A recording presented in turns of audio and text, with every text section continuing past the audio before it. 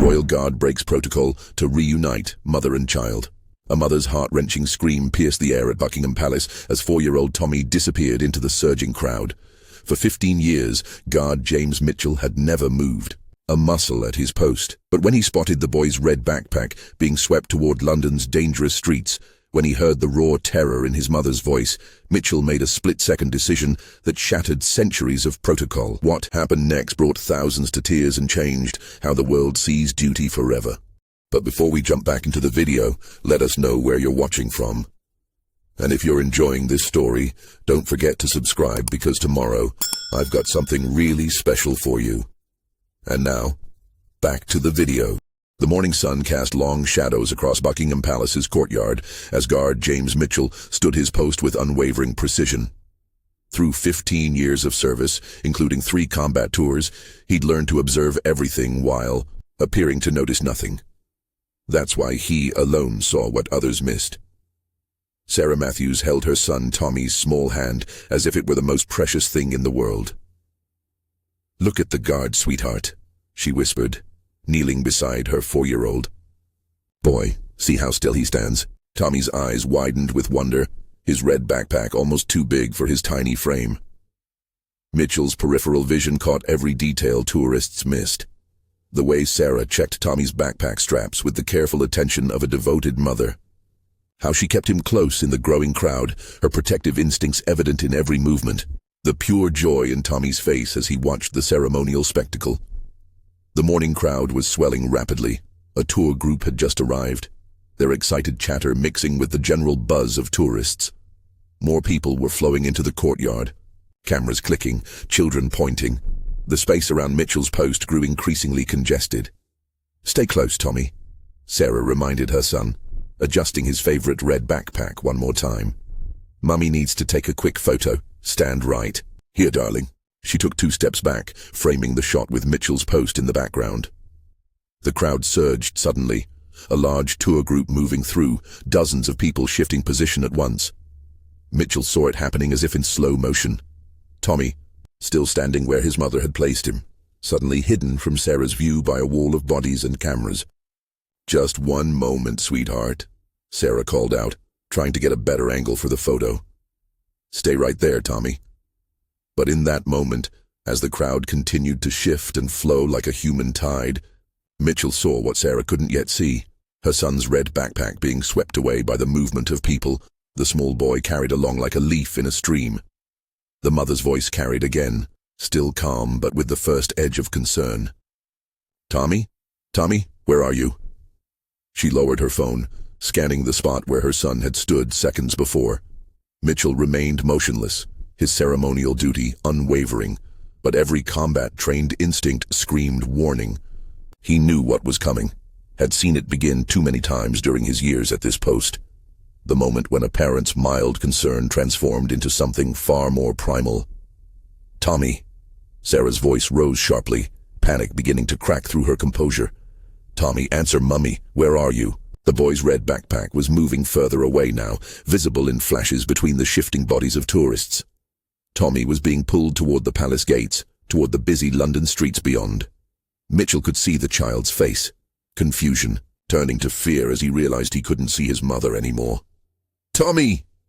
The raw terror in Sarah's scream cut through the morning air like physical pain. She pushed through the crowd desperately, calling her son's name with increasing panic. "Please, has anyone seen my little boy? Red backpack, blue t-shirt." Mitchell's eyes tracked the child's movement with sniper's precision. Tommy was being swept closer to the gates with each passing second. Soon, he would be past the palace's security perimeter, lost in one of the world's largest cities. 15 years of perfect service. Countless ceremonies. Never a single breach of protocol. Mitchell's white gloves remained perfectly still on his ceremonial rifle, but beneath them, his fingers tightened imperceptibly as he faced the hardest choice of his military career. The panic in Sarah's voice had transformed into something primal, something that cut through the tourist chatter like a knife. "He's only 4, she cried out, her composure completely shattered. "Please, my baby, he's only 4 years old." Mitchell's trained eye tracked Tommy's red backpack as it moved through the crowd. The boy was being swept along by a wave of tourists who had no idea they were carrying a child further from his mother with each step. Through gaps in the crowd, Mitchell could see Tommy's face, tears starting to fall as confusion turned to fear. "Mummy?" Tommy's small voice carried across the courtyard, trembling with the first real terror he'd ever known. "Mummy, where are you?" The sound tore at Mitchell's heart, reminding him of his own daughter at home, the same age as this lost boy. The palace guard sergeant had noticed the situation developing. Security protocols for lost children were clear. Maintain position. Alert civilian security. Let them handle the situation. But Mitchell could see what the sergeant couldn't. Tommy was being pushed closer to the gates with each passing second. Beyond lay London's busiest streets, an endless maze of danger for a frightened 4-year-old. "Has anyone seen my son?" Sarah's voice cracked with desperation as she pushed through the crowd. "Red backpack, blue t-shirt. Please, someone must have seen him." Her hands trembled as she held up her phone, showing Tommy's photo to anyone who would look. "He's wearing his favorite dinosaur shirt. Please." A mother with her own children moved to help Sarah search, understanding the terror of a lost child. Others joined in, tourists setting aside their cameras as human compassion overtook sightseeing curiosity. But they were looking in the wrong direction. Tommy had been swept toward the gates while they searched near Mitchell's post. "Tommy!" Sarah's scream held something beyond panic now, the pure animal fear of a mother about to lose her child forever. "Baby, please answer, Mummy." She spun in desperate circles, her eyes wild with terror, her breath coming in short gasps that spoke of approaching hysteria. Mitchell's peripheral vision caught every detail of the unfolding crisis, the way Tommy stumbled, nearly falling as the crowd pushed him further away. How the boy's small hands reached out, trying to find something familiar to hold on to in a forest of adult legs. The tears streaming down his face as he called for his mother with increasing desperation. Palace security had been alerted, but they were moving too slowly through the dense crowd. Protocol dictated they start a systematic search pattern, but Mitchell knew Tommy would be through the gates before they could reach him. His combat-trained mind calculated distances, angles, the rapidly closing window of opportunity to prevent tragedy. "Stand fast." The sergeant's voice crackled in Mitchell's earpiece, reading his tension. "Civilian security will handle it." But the sergeant couldn't see what Mitchell saw. Tommy's red backpack now just yards from the palace gates, about to disappear into the London streets beyond. Sarah had collapsed to her knees, her body shaking with sobs as maternal terror overwhelmed her. "Please," she begged anyone who would listen. "He's all I have. He's my whole world. Please help me find my baby." The crowd's movement had created a perfect storm. Tour groups arriving pushed against groups trying to leave, creating a human current that carried Tommy further from safety with each passing moment. The boy's fear was visible now in every line of his small body as he was jostled by uncaring legs and bags. 15 years of perfect service flashed through Mitchell's mind. Countless ceremonies, royal visits. Not once had he broken stance. His dedication to protocol was legendary among the guards. But now, as he watched a child's red backpack moving inexorably toward danger, heard a mother's prayers dissolving into desperate sobs, Mitchell faced the hardest decision of his military career. The morning sun caught his ceremonial buttons, each one reflecting the weight of tradition he'd sworn to uphold. But in that moment, as Tommy's frightened voice called out one more time for his mother, Mitchell remembered something else. The deeper meaning behind every oath he'd ever taken. The true purpose of standing guard wasn't just about protecting buildings or traditions, it was about protecting what really mattered. Mitchell moved. In 15 years of guard duty, through countless ceremonies and royal occasions, he had never broken stance. But when he did, it carried all the precision of his military training, transformed into urgent purpose. 3 steps took him from his post, each movement measured despite its speed. His ceremonial rifle remained perfectly positioned, his bearskin cap never tilting, even as he covered ground with combat-trained efficiency. The crowd gasped, cameras turning to capture this unprecedented breach of protocol. "Stand fast." The sergeant's command cut through his earpiece, but Mitchell was already moving through the gap he'd spotted, his path precise and purposeful. He'd seen what others had missed, not just Tommy's location, but the perfect route to reach him before the gates. A tour group was about to intersect Tommy's path, which would push the boy the final few yards to the gates. Mitchell's combat-trained mind calculated trajectories, timing his movement with sniper's precision. His white gloves flashed in the morning sun as he wove through the crowd with practiced grace, never touching a single tourist, despite the dense press of bodies. "Make way." His voice carried parade ground authority, and the crowd parted instinctively before him. Years of ceremonial duty had taught him how to project command through tone alone. Tourists scrambled aside, creating a path as they realized something extraordinary was happening. Tommy's small face turned at the sound of the command, tears streaming down his cheeks as he caught sight of the guard moving toward him. The boy froze in place, his red backpack shaking with his sobs, unsure whether to be more frightened of the strange soldier or the pressing crowd. "It's all right, son," Mitchell called out, his voice shifting to the gentle tone he used with his own daughter. "Stay right there. Don't move." He could see the palace gates just yards away, could hear the roar of London traffic that nearly drowned out Sarah's desperate calls for her child. The sergeant had started after him, but even he stopped, recognizing in Mitchell's movements the skillful efficiency of a soldier with purpose. This wasn't a guard breaking protocol. This was a warrior responding to a crisis with trained expertise. "Tommy!"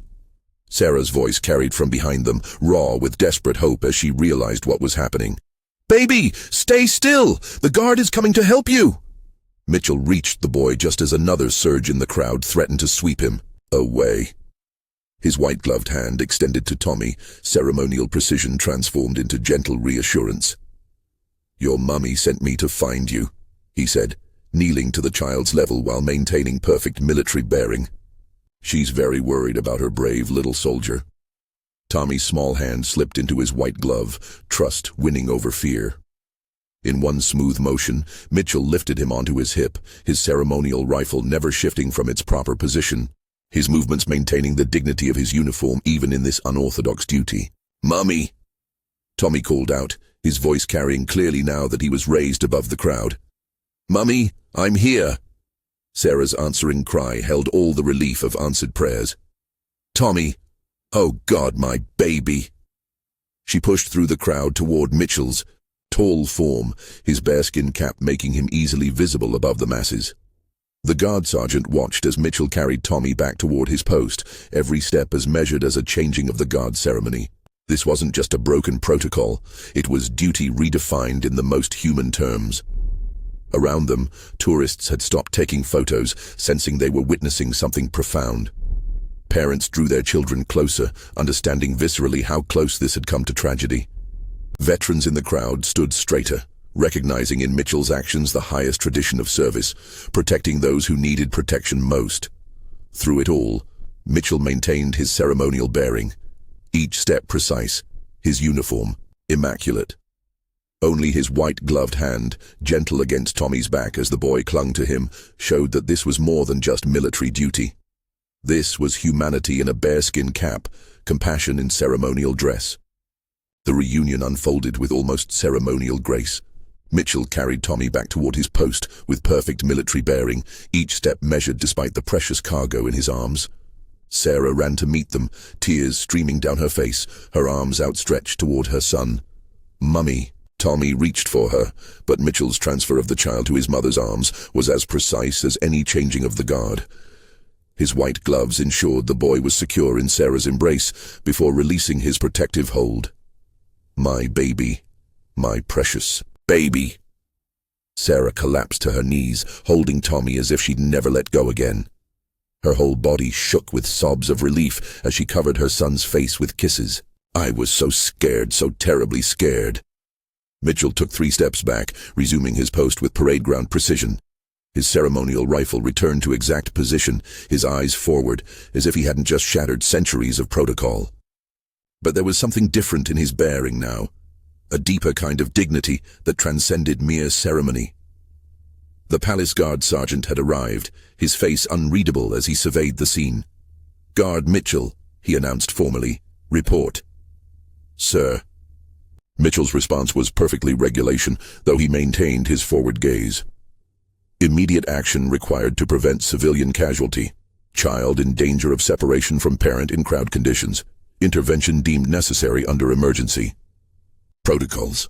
Sarah stood on shaky legs. Tommy held tight in her arms. Please, she addressed the sergeant, her voice thick with emotion. Please don't punish him. He saved my son. He saved my whole world. The sergeant's response surprised everyone. Punish him? He adjusted his ceremonial sash with precise movements. Guard Mitchell maintained perfect military bearing throughout his intervention. His actions exemplified the highest traditions of service, protecting those who need protection. Tommy wiggled in his mother's arms, turning to look at Mitchell's motionless form. Is he allowed to move again? He whispered, though his child's whisper carried clearly. He was like a superhero when he came to find me. Some heroes, the sergeant replied, his voice carrying across the now silent courtyard, stand still until the moment they're truly needed. Then they move with purpose. He turned to address the gathered crowd. That's not breaking tradition. That's fulfilling its deepest meaning. Word of what had happened spread through official channels before any social media posts could go viral. The palace command received multiple reports, each carrying the same message. A guard had broken protocol, yet every account spoke not of violation, but of valor. The king himself had been informed.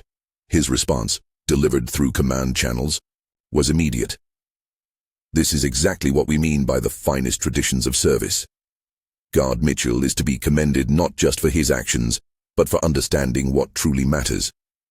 Parents in the crowd had begun sharing quiet conversations with their children, using the moment as a lesson more valuable than any tourist attraction. You see, one father explained to his wide-eyed daughter, sometimes being brave means knowing when rules need to bend. Sometimes the greatest honor lies in protecting what's precious. Sarah approached Mitchell's post again, Tommy secure in her arms. Tears still streaked her cheeks, but her voice was steady. Thank you, she said simply. Thank you for remembering that some things matter more than rules. Mitchell maintained his forward gaze, but his response, though quiet, carried clearly. Just doing my duty, ma'am. All of my duty. The morning sun caught his brass buttons, making them shine like beacons. But it was the subtle pride in his bearing that truly gleamed. The pride of a soldier who had upheld not just regulations, but the deeper purpose behind them. Tommy, now calm in his mother's arms, reached out one small hand toward Mitchell's white glove. Thank you for finding me, he said, his innocent voice carrying the purest gratitude. I was scared, but you weren't scared at all. The sergeant had received another message through his earpiece. The king had requested that this moment be commemorated. A photograph to hang in the guard room, showing future guards that their duty extended beyond mere ceremony to the very heart of what they protected. The palace command had made an unprecedented decision. Guard Mitchell's post is to be marked, the order read. A permanent plaque will commemorate where duty transcended ceremony. The king himself had approved the wording. On this spot, a guard remembered that we protect not just traditions, but the precious lives those traditions serve. Military academies across Britain had already requested footage of the incident. This will be part of our training, the commandant of Sandhurst wrote. Not just the physical action, but the decision-making process. When to stand fast and when humanity must guide our steps. Tommy hadn't wanted to leave. He stood with his mother, watching Mitchell maintain his post with unwavering precision. Mummy, he whispered, though his voice carried in the respectful quiet that had fallen over. The courtyard, is he magic? He stands so still, but he moves so fast to help me. Sarah knelt beside her son, her arms still unwilling to release him completely. Not magic, darling. Something better. She looked up at Mitchell's stoic form. He's a guardian. Someone who knows that sometimes the bravest thing isn't standing still. It's knowing when to move. The palace guard sergeant had received messages from military units across Britain. Each one expressed the same sentiment, that Mitchell's actions represented the highest traditions of service. Your guard didn't break protocol, one decorated general wrote. He elevated it to its truest meaning. A young palace guide had stopped her tour group, seizing the moment for a lesson no guidebook could teach.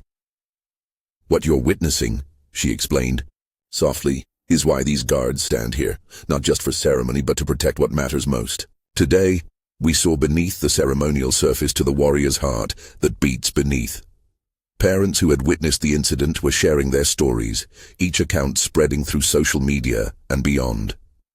The way he moved, one mother wrote, perfect precision even in emergency, like watching ceremony transform into lightning. My children understood for the first time that these guards aren't statues, they're protectors. Mitchell maintained his post exactly as he had for 15 years. But there was something different now in how people watched him. They saw not just the ceremonial uniform but the man within it, the warrior who knew when ancient protocol must yield to timeless duty. You know what impressed me most? An elderly veteran told his grandchildren. Not just that he moved, but how he moved. Every step precise, every motion disciplined. Showed us all that breaking protocol doesn't mean losing dignity. Sometimes it means finding its deepest purpose. The Palace Guard training program was already being modified. The Mitchell Protocol, they would call it, teaching new guards not just when to stand fast, but when to recognize that some moments transcend ceremony. When protecting what's precious matters more than preserving what's traditional. Tommy had fallen asleep in his mother's arms, emotionally exhausted, but safe. Sarah sat on a bench near Mitchell's post, unwilling to leave just yet. I've tried to thank you, she said softly, but words aren't enough. You didn't just save my son. You showed everyone what true guardianship means. Other guards at their posts stood somehow straighter, understanding that today had redefined their duty. They weren't just ceremonial figures anymore. They were living emblems of a principle older than protocol. That true strength lies not in blind obedience, but in knowing when compassion must guide action. A small girl in the crowd tugged at her father's sleeve. "Daddy," she asked, pointing at Mitchell, "is that what angels look like?" Her father, a military man himself, felt tears prick his eyes. "Better than angels, sweetheart. That's what heroes look like when they're standing guard over what matters most." The afternoon sun traced shadows across the palace stones, but they seemed different now. Each one felt like a page of history, each one carrying the footsteps of guards who had stood watch through Britain's darkest hours and finest moments. Today, those shadows held a new story, of a moment when ceremony bowed to compassion and grew stronger for it. 1 week after the incident, Mitchell stood before his commanding officer, prepared to accept any consequences for breaking protocol. But instead of discipline, he found himself facing a different kind of challenge. "The king has requested your presence," the commander announced.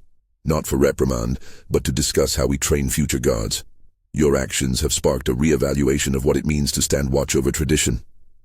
In the palace guard room, a new training program was taking shape. Guard Mitchell demonstrated something vital, the sergeant explained to a group of recruits. The ceremonial stance isn't about being statues. It's about being ready to protect what truly matters at a moment's notice. Tommy and Sarah had been invited back to the palace for a special ceremony. The boy wore a miniature guard's uniform, specially commissioned by the king himself. His small hand held tight to his mother's as they approached Mitchell's post. "Look, Mummy," Tommy whispered, though his voice carried in the respectful quiet. "I'm standing straight, just like him." His tiny uniform, perfect in every detail, seemed to glow with the same pride that radiated from Mitchell's ceremonial dress. The Palace Guard Handbook had been rewritten. A new section titled Compassionate Action Protocol outlined not just when guards could break stance, but why such moments mattered. "The true strength of tradition," it read, "lies not in unwavering stance, but in unwavering heart." Military units worldwide had requested the footage for training purposes. "What we witnessed," wrote an American general, "wasn't just a rescue. It was a masterclass in how ceremonial precision can transform into tactical efficiency. Every movement remained disciplined, even in emergency." Sarah had started a foundation, inspired by that morning's events. Guardians of the Small, she called it, dedicated to protecting children in crowded public spaces. The Palace Guard had officially endorsed it, recognizing that their duty extended beyond palace walls. You know what changed that day? A veteran, God told new recruits. Not just how we stand watch, but why.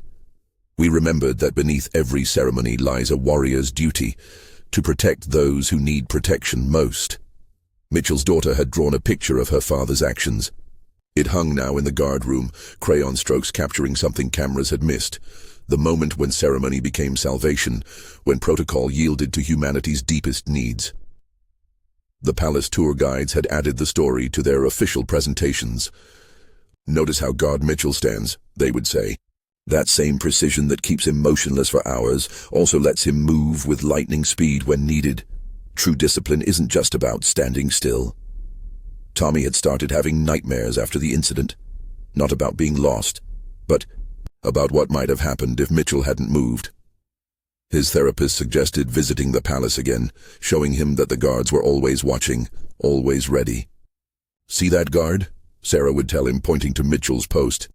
"He's not just standing still, he's watching over all the children, making sure they're safe, just like he watched over you." The king had commissioned a special medal, the Guards Humanitarian Service Cross. Mitchell was its first recipient, though he insisted the honor belonged more to the institution than to himself. "I just did what any of us would have done," he said at the ceremony. "What all of us are truly here to do." Military academies had incorporated the incident into their leadership courses. "Study his movements," instructors would say. Perfect ceremonial bearing maintained even during emergency response. That's what we mean by discipline transforming into action.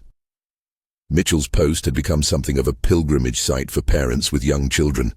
They would point out his still form, explaining that true strength isn't just about standing rigid, but about knowing when to bend for what matters most.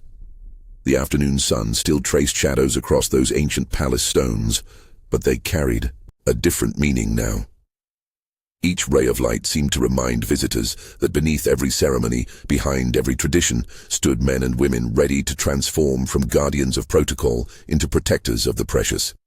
1 month after the incident, the palace hosted an unprecedented ceremony. The morning sun painted the ancient stones in shades of gold as hundreds gathered. Military leaders, guard units, and families with young children, all drawn by the story that had redefined what it meant to stand watch. Tommy stood before the assembled crowd in his miniature guard uniform, no longer the frightened boy who had almost been lost, but a symbol of everything the guards truly protected. His small hand held a ceremonial scroll, almost as tall as he was. The new Guardian's doctrine that would guide future generations of palace guards. Guard Mitchell taught us something. The king addressed the gathering, his voice carrying across the hushed courtyard. That beneath every ceremony lies a deeper truth.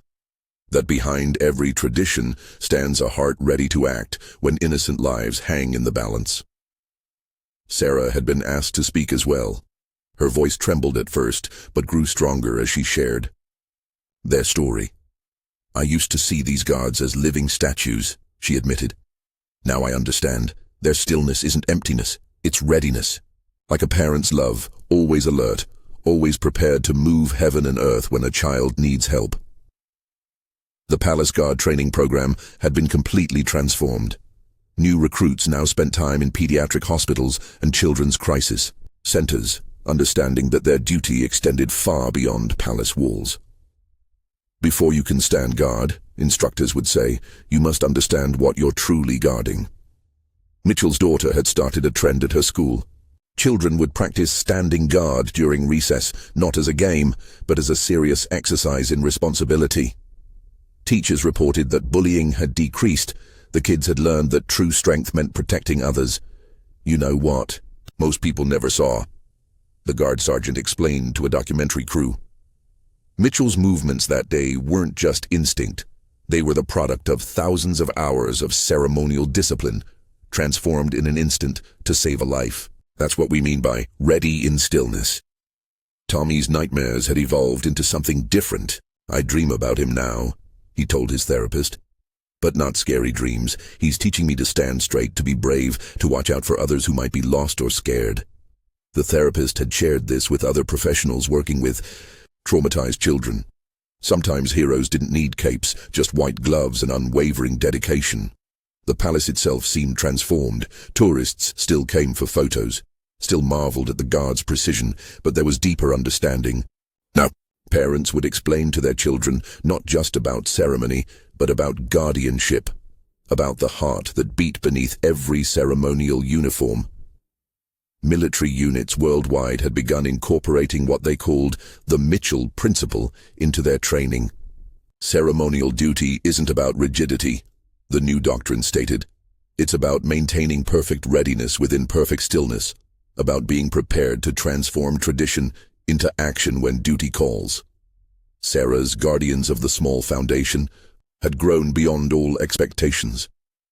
Police forces, security services, and public venues across Britain had adopted its protocols. Every guard post, every patrol, now had special training in child protection. The Palace Guard's endorsement had lent it unprecedented credibility. Watch closely, parents would tell their children, pointing to Mitchell's post. He's not just standing still, he's standing ready to help any child, protect any innocent, guard any precious life that needs him. The children would stare, in wonder, understanding something profound about strength and service. The guard room had become a place of pilgrimage for military units. They came to study the footage, to understand how ceremonial precision could coexist with lightning-fast response. But more than that, they came to learn about the heart of service itself. Tommy had started receiving letters from children worldwide. "Dear brave boy," they would write, sharing their own stories of being lost and found, of guardian angels in unexpected forms. Sarah helped him answer each one, understanding that their experience had become a beacon of hope for others. Mitchell maintained his post with the same unwavering precision, but tourists noticed something different now. In his stillness was not just ceremony but readiness. In his silence was not empty ritual but watchful care. Every parent who passed felt safer knowing that beneath the ceremonial exterior stood a guardian ready to move heaven and earth to protect a child. The afternoon sun still traced ancient patterns across the palace stones, but they seemed to tell a different story now. One of tradition not as rigid law, but as living breath. Of ceremony not as empty show, but as polished preparation for moments, when everything hangs in the balance. And in the guardroom, beside centuries of military honors, hung a child's drawing. Tommy's crayon strokes captured what cameras could not. The moment when tradition transformed into salvation, when protocol bowed to love and rose stronger for the bending. 6 months after the incident, the palace hosted a special ceremony that would change how the world saw the Royal Guard forever. The king had commissioned a new training center named the Mitchell Institute for Ceremonial Guard Excellence, dedicated to teaching the perfect balance between tradition and compassionate action. Tommy had been asked to cut the ribbon. Standing straight in his miniature guard uniform, the small boy who had once been lost in the crowd now represented everything the guard stood for. His mother Sarah watched with tears in her eyes as her son performed his duty with a child's version of military precision. Before that day, she addressed the gathered crowd, her voice steady with newfound purpose. "I thought these guards were just for show. Now I understand. They're living symbols of something deeper. Every still stance hides a warrior's heart, ready to beat faster when innocence needs protection." The Mitchell Institute wasn't just about military training. It had become a center for child safety studies, bringing together experts from around the world. Police forces, security services, and public safety organizations came to learn what they now called protective stillness, the art of maintaining vigilant watch while appearing ceremonial. You see, Mitchell explained to a group of new recruits, breaking his silence for the first time since the incident. The ceremony isn't about being rigid, it's about being ready. Every movement we practice, every hour of standing still, prepares us for the moment when stillness must become action. Tommy had started having a different kind of dream. "I see them everywhere now, Mummy," he told Sarah one night. "Guards in white gloves watching over all the children. Not just at the palace, but in my school, in the park, everywhere. They're always ready to help any child who needs them." The story had touched something deep in the public consciousness. Children's books began appearing. The Guard Who Moved, Tommy and the White Gloves, Standing Still, Standing Ready. Each one carried the same message, that true strength lies not in rigid rules, but in knowing when to let love guide action. Mitchell's daughter had written her own story for a school assignment. My Daddy the Guardian won national recognition, not just for its childish charm, but for its profound understanding of duty. Sometimes Daddy stands so still, she wrote, but his heart is always running to help anyone who needs him. The palace guardroom had been transformed. Alongside centuries of military honors hung children's artwork from around the world. Each drawing captured something cameras missed. The moment when ceremony became salvation, when protocol yielded to humanity's deepest needs. International military units had begun sending observers to study what they called the Mitchell Protocol. Notice, instructors would say, how the ceremonial precision enhanced the emergency response. Every movement remained disciplined, even in crisis. That's what we mean by ready stillness. Sarah's Guardians of the Small Foundation had expanded beyond all expectations. Major cities worldwide were adopting its principles, training security personnel in what they called ceremonial readiness. The Palace Guard's endorsement had given it unprecedented credibility. What changed that day? A veteran guard explained to a documentary crew, "Everything and nothing. The ceremony remains perfect, the tradition unbroken." But now we understand, tradition isn't a cage that traps us. It's a foundation that prepares us for moments when everything hangs in the balance. Tommy's therapist had shared their success story with colleagues worldwide. "The transformation is remarkable," she reported. "His fear has become strength. His trauma has become purpose. He stands straighter now, not from military training but from understanding what it means to be someone others can count on." The palace itself seemed different. Tourists still came for photos, still marveled at the guard's precision, but there was deeper respect now. Parents would explain to their children not just about ceremony, but about guardianship, about the heart that beats beneath every ceremonial uniform. Mitchell maintained his post with the same unwavering precision, but visitors noticed something more in his stance now. In his stillness was not just ceremony, but readiness. In his silence was not empty ritual, but watchful care. Every parent who passed felt safer knowing that beneath the ceremonial exterior stood a guardian ready to move heaven and earth to protect a child. The king had ordered a special addition to the palace tour. A small garden, named the Guardian's Watch, had been created where Tommy had almost been lost. Here, children could learn about the true meaning of protection, about the warriors who stood ready behind ceremony's mask. "You know what I understand now?" Sarah told a mother's group she'd organized. "These guards don't just protect buildings or traditions, they protect the very thing that makes traditions worth having. The innocent lives that give meaning to everything we build and preserve." The afternoon sun still traced ancient patterns across the palace stones, but they seemed to tell a different story now. One of tradition not as rigid law, but as living breath. Of ceremony not as empty show, but as polished preparation for moments when everything hangs in the balance. And in the guard room, beside Tommy's original crayon drawing, hung something new.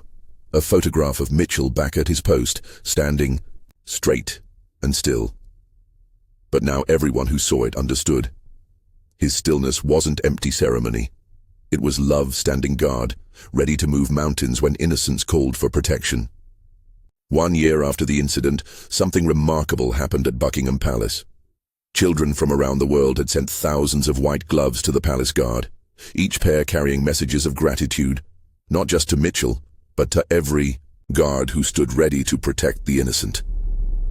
The king had ordered these gloves be displayed in a special exhibition called The Guardian's Promise. Each pair told a story, some from children who had been lost and found, others from parents who now understood what truly stood behind the ceremonial facade. Tommy had been chosen to open the exhibition. Now, 5 years old, he stood straight in his miniature guard uniform, no trace remaining of the frightened boy who had almost been lost to London's streets. "These guards," he announced to the gathered crowd, his young voice clear and strong. "They're not just standing still, they're standing ready." Sarah watched her son with pride, but also with new understanding. She had started counseling other parents of children who had experienced similar traumas. "Sometimes," she would tell them, "our greatest fears lead us to discover our greatest protectors." Mitchell's post had become known as the Guardian's Watch. New guards assigned there underwent special training beyond the usual ceremonial duties. This post, the sergeant would explain, represents everything we truly stand for. Perfect ceremony, hiding perfect readiness. The Mitchell Institute had expanded its scope. Beyond military training, it now offered courses in child psychology, crowd management, and emergency response. The modern guard, their new doctrine stated, must master not just ceremonial stillness, but the art of transforming that stillness into decisive action. "You know what impresses me most?" a veteran guard trainer told his students. Not just Mitchell's response that day, but how he returned to perfect ceremonial stance immediately after. That's what we mean by disciplined compassion. Action, without losing dignity. Tommy's story had become part of British school curriculum, not just as a lesson in safety, but as a teaching tool about duty, courage, and the true meaning of protection. Children would practice standing guard during lessons, learning that strength often meant watching out for others. The palace guard room had been transformed into a living museum of protection. Alongside centuries of military honors hung testimonials from people whose lives had been touched by God's interventions. Each story proved that behind the ceremonial facade beat hearts ready to act when needed. What we learned that day, the palace commander explained to a military conference, wasn't just about breaking protocol. It was about understanding what protocol truly serves. Every ceremony, every tradition exists to prepare us for moments when tradition must yield to necessity. Sarah's foundation had gone international. Guardians of the Small now trained security personnel worldwide in what they called ceremonial readiness, the art of maintaining formal dignity while being prepared for instant response. The palace guard's involvement gave it unmatched credibility. Mitchell maintained his legendary stillness at his post, but visitors who knew his story saw something more now. They noticed how his peripheral vision tracked every child in the crowd. How his stance, though perfectly ceremonial, held the readiness of a protective parent. The guards' training program had been completely reimagined. New recruits spent time in children's hospitals and crisis centers before ever donning their ceremonial uniforms. To stand guard properly, instructors would say, you must first understand what you're truly guarding. Tommy had started receiving letters from children around the world. "Dear brave boy," they would write, sharing their own stories of being lost and found, of guardians appearing when most needed. Each letter found a place in the exhibition, proof that his story had touched countless lives. And there, in the heart of the exhibition, stood something special. Mitchell's original white gloves from that day, preserved behind glass. But unlike most museum pieces, these weren't kept just to be looked at. Every morning, a different child was chosen to touch them, to feel the tangible connection to a moment when ceremony transformed into salvation. The afternoon sun still traced its ancient patterns across palace stones, but they seemed to tell a different story now. One where tradition lived and breathed, where ceremony held not just the past, but the promise of protection for all innocent lives that passed beneath those historic walls. 18 months after the incident, the palace announced something unprecedented. The king had established the Guardians Scholarship, a program that would train children from underprivileged backgrounds in the values that Mitchell had demonstrated that day. Not to become guards necessarily, but to understand what true protection meant. Tommy had been chosen as the program's first young ambassador. Now approaching his 6th birthday, he carried himself with a dignity beyond his years.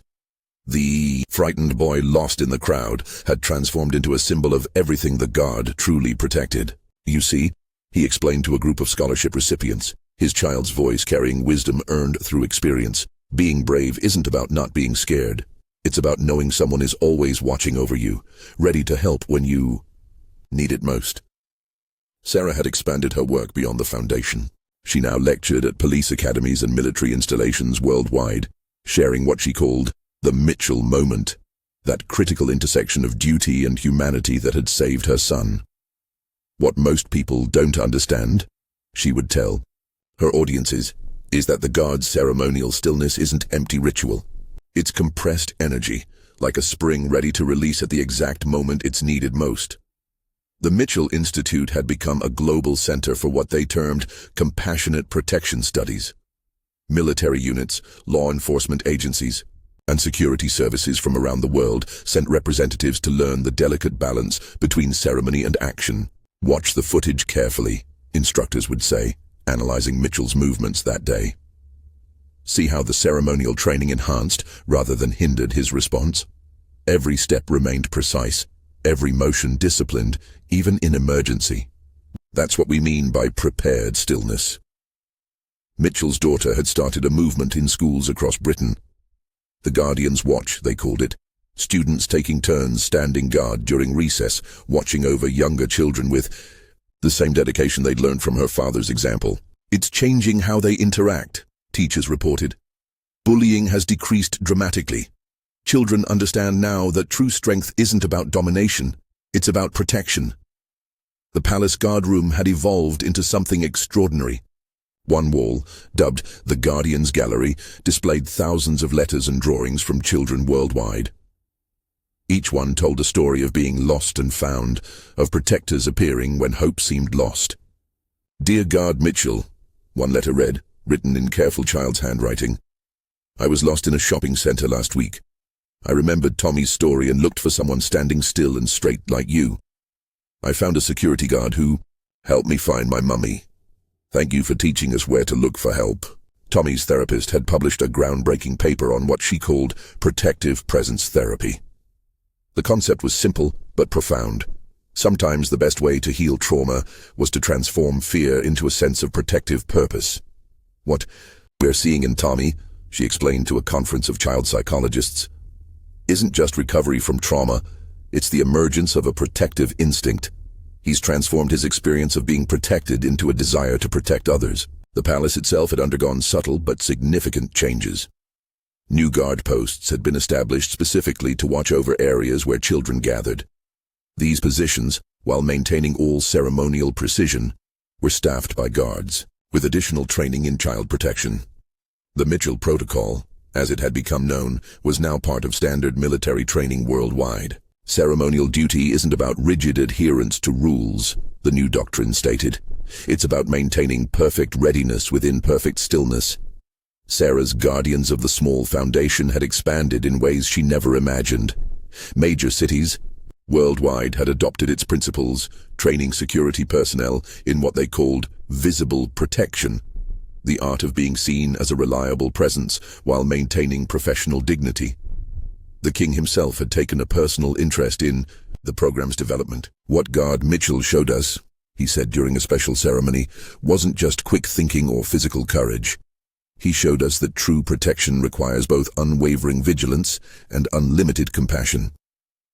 Mitchell maintained his post with the same legendary precision, but visitors who knew the story saw more now. They noticed how his stillness held readiness, how his silence carried watchfulness. Parents would point him out to their children, explaining that sometimes the strongest guardians were the ones who stood so still you might miss them until the moment they were needed most. Tommy had started writing his own book with help from his mother. The Guard Who Moved Mountains would tell his story from a child's perspective, helping other young people understand that behind every ceremonial uniform stood someone ready to move heaven and earth to protect them. The afternoon sun still traced ancient patterns across palace stones that had witnessed centuries of history. But now these shadows seemed to tell a new story, one of tradition not as rigid law but as living promise, of ceremony not as empty show but as practiced preparation for moments when everything hung in the balance. And in the guard room, beside the original photograph of Mitchell breaking his stance, hung something new. A child's drawing in crayon, showing a guard in white gloves, holding a small boy's hand. Beneath it, in Tommy's careful writing, were words that captured everything the guard now stood for. "They stand still so we can feel safe moving forward." 2 years after the incident, the palace unveiled something unprecedented, a special training facility called the Guardian's Heart. Hidden beneath the ancient courtyard where Tommy had almost been lost, it combined state-of-the-art technology with timeless values of protection. "Here," the guard sergeant explained to new recruits, "we learn that ceremonial duty isn't just about standing still. every hour of stillness is practice for that one moment when movement means everything. Tommy had grown into his role as the program's young ambassador. Now 6 years old, he conducted tours for other children, explaining in ways only a child could understand what the guards truly represented. They look like they're just standing still, he would tell his young audiences, but they're actually moving all the time in their hearts. They're running to help anyone who needs them, even before they need help. Sarah had received an honorary commission in the Royal Military Police. Her experience had transformed her into an expert on what she called protective presence, the art of being a visible guardian while maintaining professional dignity. What Guard Mitchell taught us that day, she explained during a training session, wasn't just about quick reactions. It was about being so prepared, so ready, that when the moment comes, protection becomes as natural as breathing. The Mitchell Institute had expanded its research into what they termed compassionate alertness. Studies showed that guards trained in this new protocol could maintain ceremonial bearing while processing their surroundings with unprecedented awareness. Watch their eyes, instructors would say, showing footage of guards at their posts, not just forward, but everywhere at once, like parents watching their children play, still and calm on the surface, but ready to move instantly if needed. Mitchell's daughter had started a national movement in schools. Guardian angels in training, they called themselves. Children would take turns watching over younger students, learning that true strength meant being someone others could rely on. Since the program started, one headmaster reported, we've seen bullying decrease by 80%. The children understand. Now, real power isn't about domination, it's about protection. The palace security system had been completely reimagined.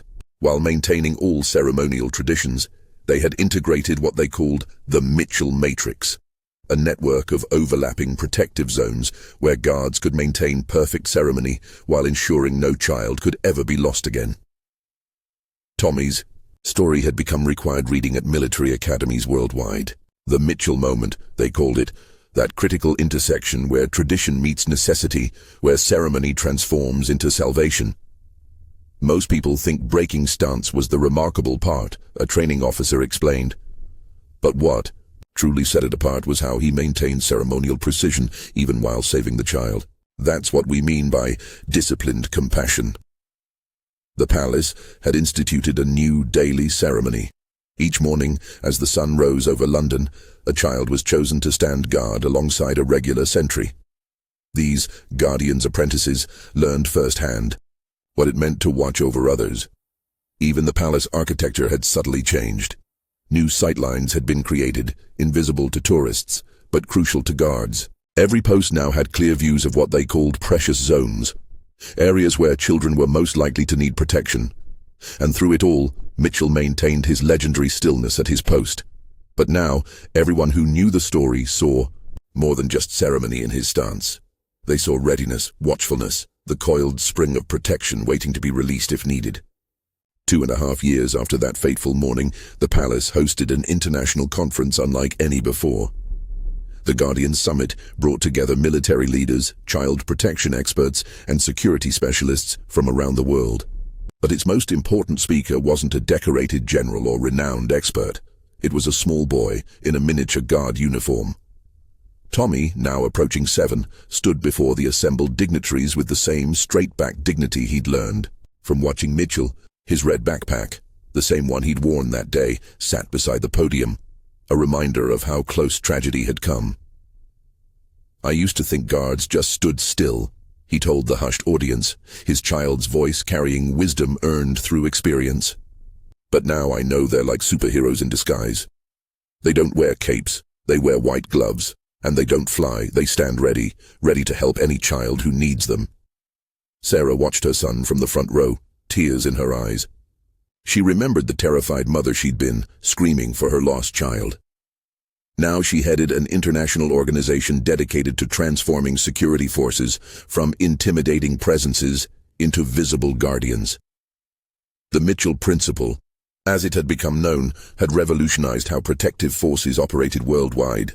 Police departments, mall security, even school crossing guards had adopted its core belief. that true protection required both unwavering vigilance and visible compassion. The palace guard room had become a place of pilgrimage for security forces worldwide. They came to study what they called the Guardian's stance, that perfect balance between ceremonial dignity and protective readiness that Mitchell had demonstrated. "Watch how he maintains his bearing," instructors would say, analyzing footage of that day. Even while moving to save the child, every motion remains precise, controlled. That's not just training. That's transformation of ceremony into purpose. Mitchell's daughter had started something remarkable in schools across Britain. The Guardians Club had spread to over 2,000 schools, teaching children that true strength meant being someone others could count on. "Since implementing the program," one headmaster reported, "we've seen a complete culture change. Older students naturally watch out for younger ones. Bullying has become almost non-existent. They understand now, real power means protecting, not dominating." The palace itself had undergone subtle but significant changes. New guard posts had been established with clear sightlines to what they called precious zones, areas where children were most likely to gather. Each post was staffed by guards with additional training in what they now called protective presence. Tommy's story had been translated into 28 languages. The guard who moved mountains told his experience from a child's perspective, helping young people worldwide understand that behind every ceremonial uniform stood someone ready to move heaven and earth to protect them. The Mitchell Institute had expanded beyond its original scope. Besides military training, it now offered courses in child psychology, crowd dynamics, and what they termed compassionate alertness, the art of maintaining professional bearing while being ready to respond instantly to any child in need. "Most people misunderstand what happened that day," a senior instructor explained. "They think Mitchell broke protocol, but what he really did was fulfill protocol's deepest purpose, to prepare guardians who can transform ceremony into salvation at a moment's notice." Sarah's foundation had grown beyond her wildest dreams. Guardians of the Small now had offices in 32 countries, training security personnel in what they called visible protection, the art of being a reassuring presence while maintaining professional dignity. The king himself had taken personal interest in the program's development. He established the Guardians Scholarship, funding education for underprivileged children who showed the same protective instincts Mitchell had demonstrated. Mitchell maintained his post with the same legendary precision, but visitors who knew his story saw more now. They noticed how his stillness held readiness, how his silence carried watchfulness. Parents would point him out to their children, explaining that sometimes the strongest guardians were the ones who stood so still you might miss them, until the moment they were needed most. Tommy had grown into an extraordinary young boy. The trauma of nearly being lost had transformed into a deep understanding of what it meant to be protected, and what it meant to protect others. He stood straighter, now watched more carefully, understood more deeply than most children his age. "You know what I learned?" he told a group of young scholarship recipients. "Being brave isn't about not being scared. It's about knowing that someone is always watching over you, ready to help when you need it most. And sometimes being brave means becoming that someone for others." The palace had instituted a new daily ceremony. Each morning, as the sun rose over London, a child was chosen to stand guard alongside a regular sentry. These guardians' apprentices learned firsthand what it meant to watch over others with both dignity and compassion. The afternoon sun still traced ancient patterns across palace stones that had witnessed centuries of history. But now these shadows seemed to tell a new story, one of tradition not as rigid law but as living promise, of ceremony not as empty show but as practiced preparation for moments when everything hung in the balance. And in the guard room, beside the original photograph of Mitchell breaking his stance, hung something new, a child's drawing in crayon showing a guard in white gloves holding a small boy's hand. Beneath it, in Tommy's careful writing, were words that captured everything the guard now stood for. "They stand still so we can feel safe moving forward." 3 years after the incident, Buckingham Palace unveiled its most ambitious initiative yet, the Guardian's Legacy. The project wasn't just about training guards or protecting children. It was about transforming how society viewed the relationship. between ceremony and compassion, between tradition and human need. Tommy, now 7, had become more than just a symbol. He'd started his own program within schools, teaching other children what he called the Guardian's Way. His small frame still carried the red backpack from that fateful day, no longer a reminder of fear, but a symbol of transformation. Being lost is scary, he would tell his young audiences, wisdom flowing from personal experience. But what I learned that day wasn't just about being found. It was about understanding that sometimes the strongest people are the ones who stand so still you might miss them until you need them most. Sarah had been invited to address the United Nations on child protection. Her presentation, The Mitchell Moment, Transforming Security Through Compassion, had revolutionized how organizations worldwide approached the balance between authority and accessibility. What my son's experience taught us, she explained to the assembly, wasn't just about one guard breaking protocol. It was about understanding that true protection requires both unwavering vigilance and visible compassion. The stillness isn't empty, it's filled with readiness to act. The Mitchell Institute had expanded into a global network of training centers. Each facility was designed around what they called the Guardian's Principles, teaching security forces worldwide that ceremonial dignity could coexist with lightning-fast response to human need. Watch the footage again, instructors would tell their students, analyzing Mitchell's movements frame by frame. See how the ceremonial training enhanced rather than hindered his response. Every step remained precise, every motion controlled. That's what we mean by prepared stillness. Mitchell's daughter had become a symbol in her own right. Her school program, Guardians in Training, had spread internationally. Children in countries across the globe were learning that true strength meant being someone others could rely on. The changes we're seeing are remarkable, reported a UNESCO study. Schools implementing the Guardians program show dramatic decreases in bullying and increases in peer protection. Children are learning that power isn't about domination, it's about protection. The Palace Guard Room had been transformed into what they called the Guardian's Heart. One wall, covered in children's letters and drawings, told stories of protection and courage from around the world. But at its center stood something special.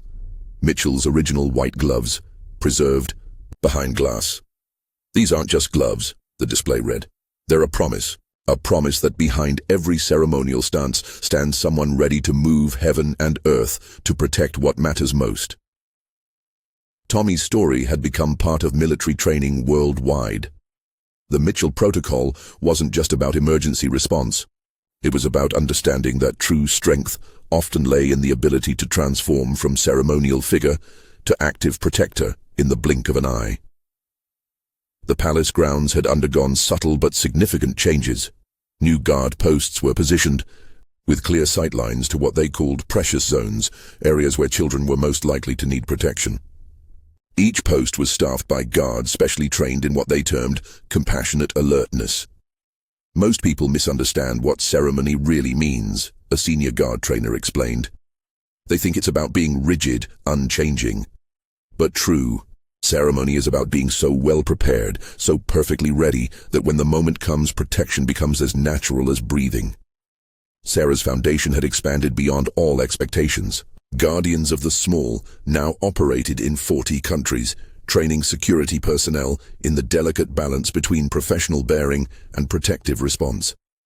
The Palace Guard's endorsement had given it unprecedented credibility.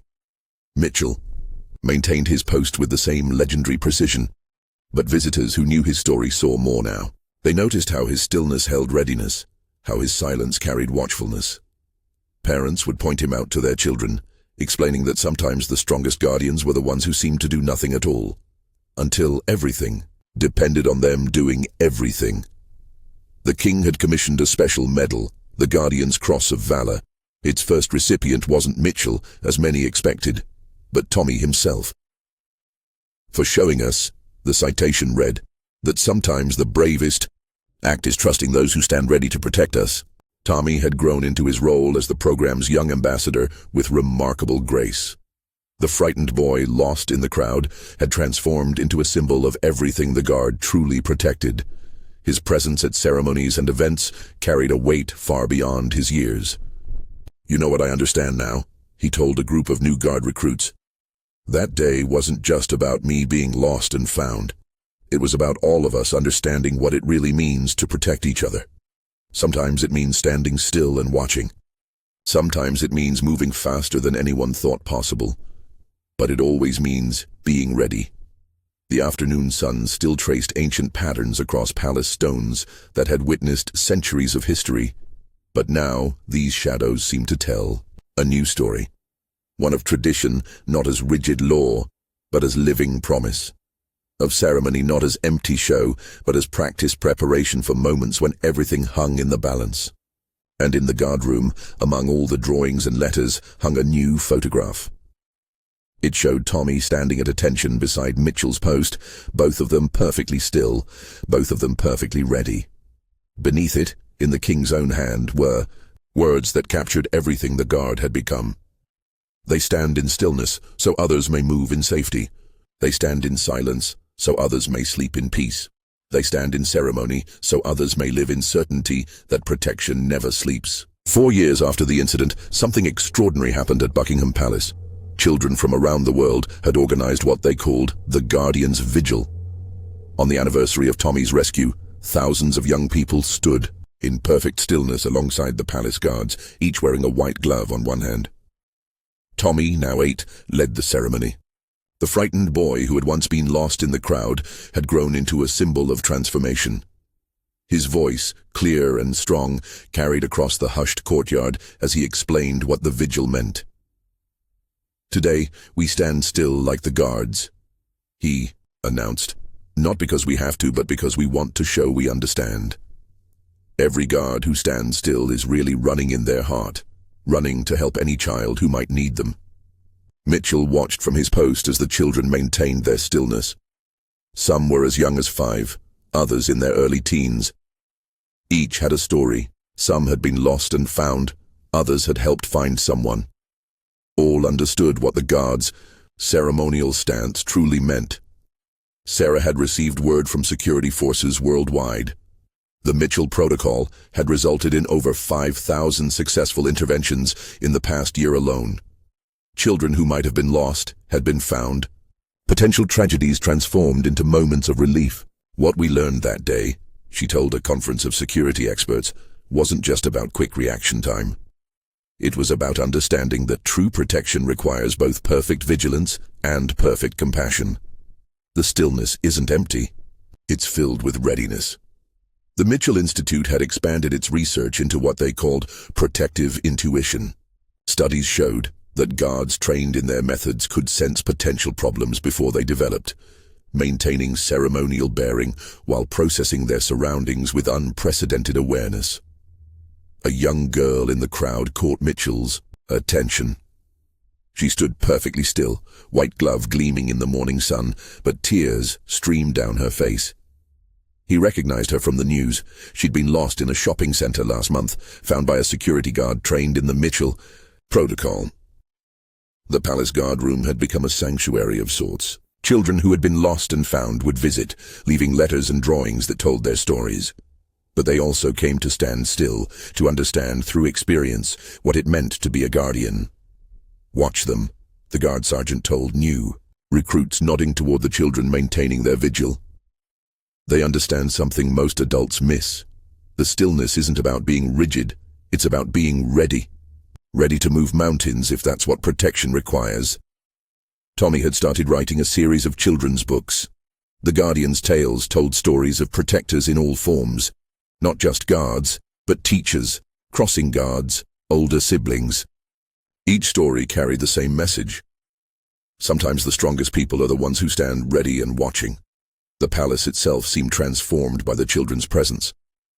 Their stillness added something to the ceremonial atmosphere. Not just tradition, but understanding. They stood like small mirrors, reflecting back the deeper meaning of what the guards represented. Mitchell maintained his legendary stillness, but his trained eye caught every detail of the vigil. He saw how some children swayed slightly, fighting to maintain their stance. How others stood rock solid, eyes forward, perfect miniature guardians. each one understanding in their own way what it meant to stand watch over others. As the sun climbed higher, a remarkable thing happened. Other guards, around London, at museums, government buildings, even shopping centres, reported that children were standing still beside them too. The vigil had spread organically, each young participant adding their own understanding to what it meant to be a guardian. The king himself came to witness the vigil. He walked slowly along the lines of still children, stopping occasionally to speak quietly with one or another. At each guard post he would pause, acknowledging both the ceremonial sentry and their young companions. This, he told his advisers, is how tradition stays alive. Not just by being preserved, but by being understood. These children don't just see the ceremony, they feel its purpose. 5 years after that fateful morning, the palace hosted what they called the Guardians' Reunion. Hundreds of children who had been lost and found gathered, each with their own story of a protector who had moved at the right moment. At the center of it all stood Tommy, now 9, and Mitchell, still straight and proud at his post. "Sometimes people ask me if I'm still scared." Tommy addressed the gathering, his voice carrying the wisdom of experience. "But I tell them no. Because now I understand. For every child who might be lost, there's someone standing ready to help find them. Sometimes they wear white gloves. Sometimes they wear different uniforms. But they're all guardians." The end.